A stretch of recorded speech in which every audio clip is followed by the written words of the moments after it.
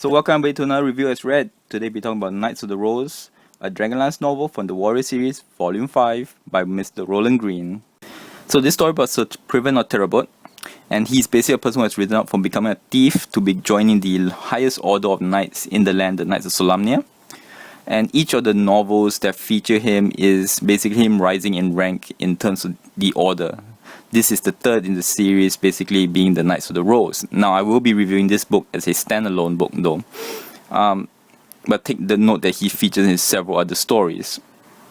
So this story in particular is he's on a quest to basically find out whether the Istarian, which is the human faction in the world, are doing the right thing.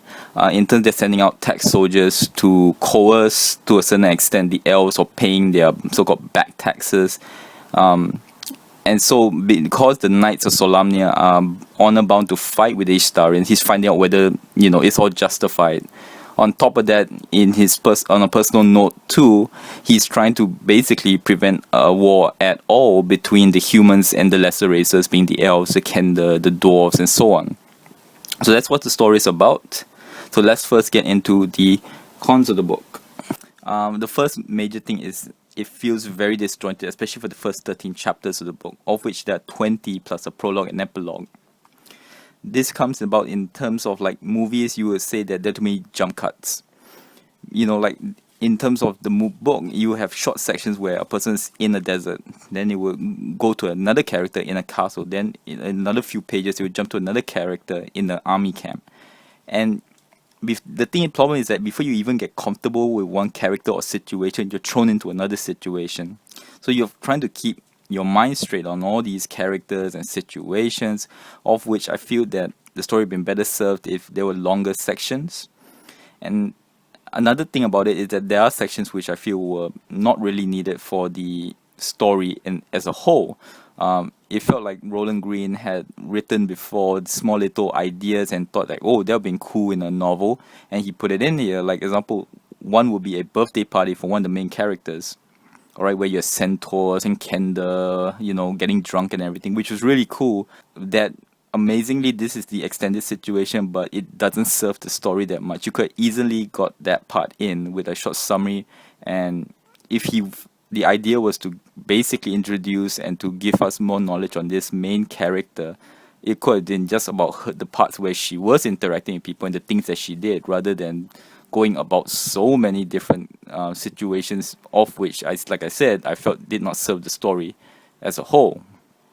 Now, I'm reviewing this as a single novel, but I must say that if you knew and had read the previous novels, of which I do not have, I would say that definitely would have helped this book quite a bit, because there's a lot of backstory in terms of the so-called situation that leads up to the situation in this book. And of course, there's so many other things like the Knight's Honor Code, which is called the Measure and everything. So, it's not essential, because the book actually is well explained in several ways. But I gotta say, in terms of some items in the story, it would definitely, prior reading would have definitely helped. For character side too, strangely, the main character Sir Priven is probably the most boring character in the book, which is an issue, because he's the standard. He's getting old, but yet he's super limber and he's still really good at fighting, but not at his peak. And again, yeah, the Arnold Schwarzenegger last action hero thing, where if you look around, everybody still looks good, and his wife is aged too, but she's absolutely beautiful. And Hawk Brother, which is one of the other characters, look absolutely bronze and like He-Man, and everybody. As long as you're so-called even close to a main character, you look beautiful, you look handsome, you're totally fit. And so because of that, so many of the standard tropes of the 90s heroes that it's kind of boring, because you kind of expect what's going to happen with these characters, especially when they go into fights. Doesn't matter how much they're outnumbered or that, somehow they will always make it out without a scratch. So again, and on top of that, with Sir Priven, because he's that 90s old character super warrior trope, with him, almost with the kind of hard decisions that he has to make, you kind of know what basically the decisions he will make. So that's kind of boring. But fortunately, not all the characters are like that, of which I'll get back into in the pro sections of this book. And the last thing about for the cons is definitely it felt like Roland Green wanted to write something like The Warrior King, which I reviewed before, which is a more M18 kind of book.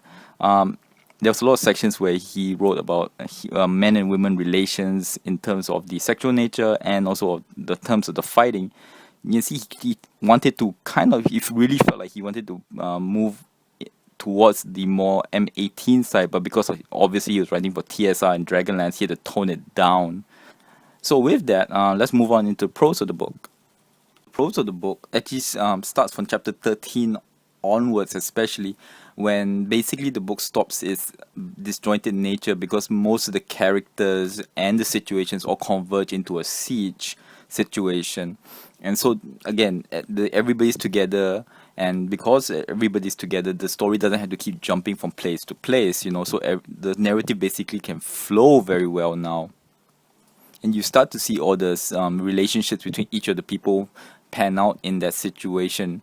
In fact, if the whole novel was like from chapter 13 onwards and flowed that well, I would say this book is a definite must read, but unfortunately it's not. But from chapter 13 onwards, it's a joy to read. And on top of that, because in terms of a person who read a lot of war books and all, the siege and in fact most of the fights in this book, in terms when it involves soldiers, command and all, makes a lot of sense. For example, sellswords, they're more of a rabble. They cannot basically stand up to trained soldiers trained to fight together, basically. Or like in a siege where a prepared position against an enemy is not a thing you can take lightly. And also the kind of situations that the defenders and the attackers are looking at are well explained. Like example, when Sir Priven has to hold out with 300 troops against 1,005, he knows the odds are against him, so he has to preempt the situation maybe by an attack first or sally forth, basically. So those parts are great and wonderful. And there are quite a bit of surprises in the book, which involves characters, deaths and everything like that, which I did not expect from a book of this period. Like I say, that's the reason why I really feel like Roland Green wanted to write a more, deeper and more more M18 kind of story, because a lot of the situations you read in this book would not be for someone of a certain younger age. I would feel for them to understand the moral implications. Like with one of the character deaths, he did it to basically protect the future of his family and everything. And it was really well written, I must say. So some really good surprises in the book. Again, everything from chapter 13 absolutely wonderful. In conclusion, I remember reading this book when I was much younger and not enjoying it at all. Really, when I was first reading the first 13 chapters, it was a deadpan. I did not enjoy the book at all. But from chapter 13 onwards, I was gripped on this book and I finished it really fast after that. So my feelings on the book is, well, it's a good book. Again, like I say, the chapter 13 onwards was the saving grace of it. And overall, it's a nice story, but definitely not great story. So thank you very much. Till next word.